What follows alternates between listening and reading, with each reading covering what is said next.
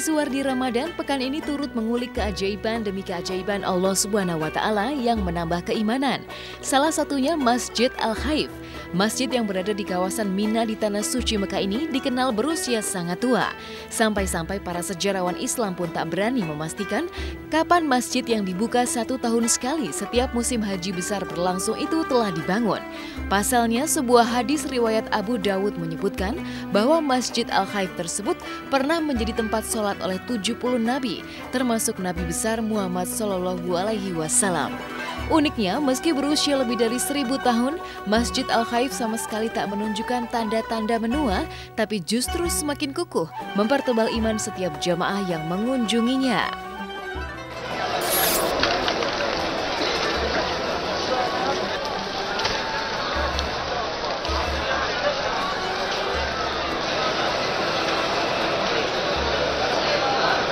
Ya, dibangunnya kita tidak tahu persis ya sejak masa siapa, karena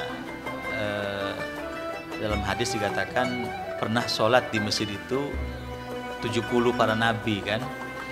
Nah, itu juga tidak ada keterangan siapa nabi yang pernah sholat di situ atau nabi-nabi apa saja yang pernah sholat di situ selain Nabi Muhammad tentunya.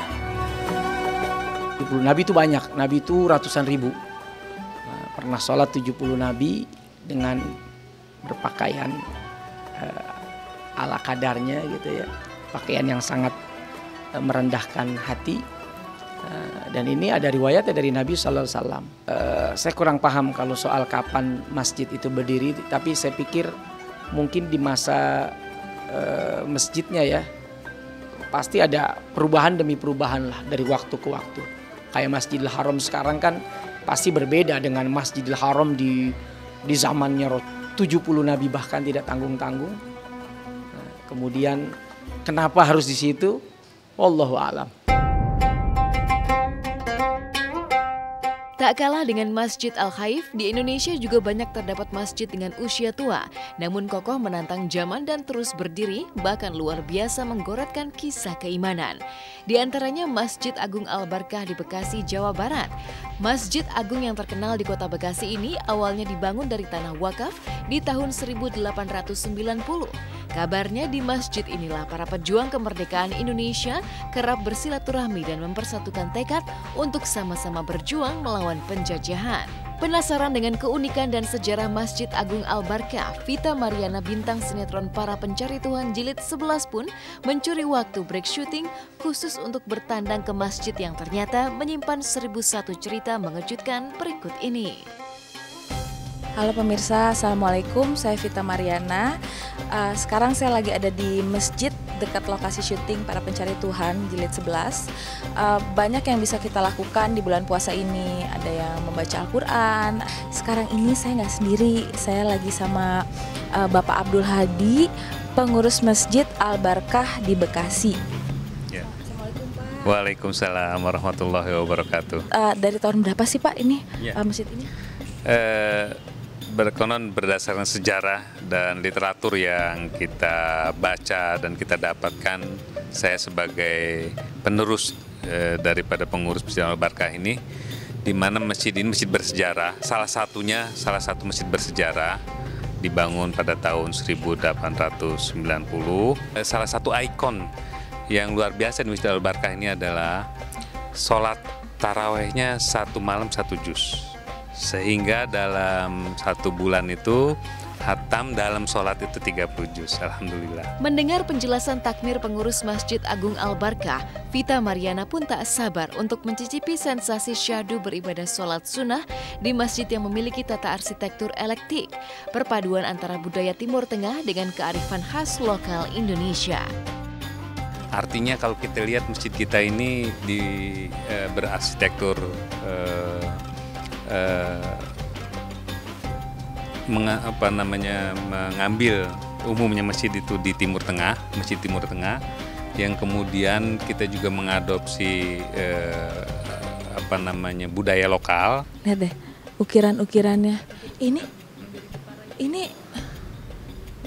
Ini kaca apa sih ukiran benar? Ya, jadi ini ukiran dari Jepara, kemudian ornamennya ini ya arsitek ITB. Perpaduan antara tadi kayu ukiran jati dan Timur Tengah ya Pak ya? nuansa Timur Tengah, betul.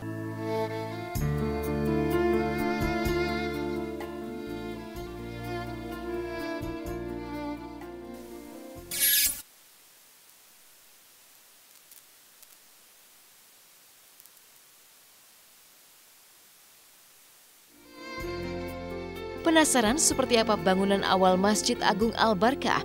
Vita pun mengintip bangunan asli Masjid Al-Barkah yang memang masih sengaja dipertahankan keasliannya. Sampai-sampai Vita pun dibuat kagum. Pasalnya meski 127 tahun telah berlalu, bangunan lama Masjid Al-Barkah masih berdiri kokoh dan kuat. Jadi pemirsa, tadi kan di depan kita udah lihat masjid yang sudah direnovasi sama pemerintah dan juga para dermawan. Nah, untuk lihat masjid aslinya, ini ya Pak ya? Ya, jadi masjid aslinya itu sekarang posisinya kita ada di sampingnya, dan nanti kita masuk. Aslinya ini ada di belakang. Ini bangunan ini bahannya ini luar biasa memang. Meskipun katakanlah dibangun ratusan tahun, tapi bahan bangunannya itu luar biasa kokohnya.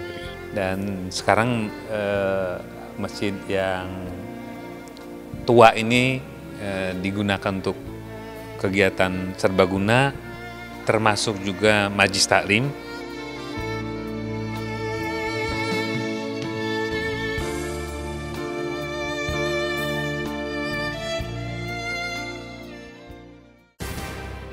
Julia Perez kembali menjalani operasi. Jupe menjalani operasi karena ada gangguan di bagian organ dalamnya akibat radiasi pelumpuhan sel kanker. Tapi seberapa beratkah operasi Jupe kali ini? Benarkah Jupe sempat membutuhkan transfusi darah berkali-kali? Dan mengapa pasca dioperasi, pihak keluarga bahkan hanya boleh melihat Jupe di balik kaca? Dan seperti apakah kondisi Julia Perez kali ini? Simak berita lengkapnya hanya di Hot Shot sesaat lagi.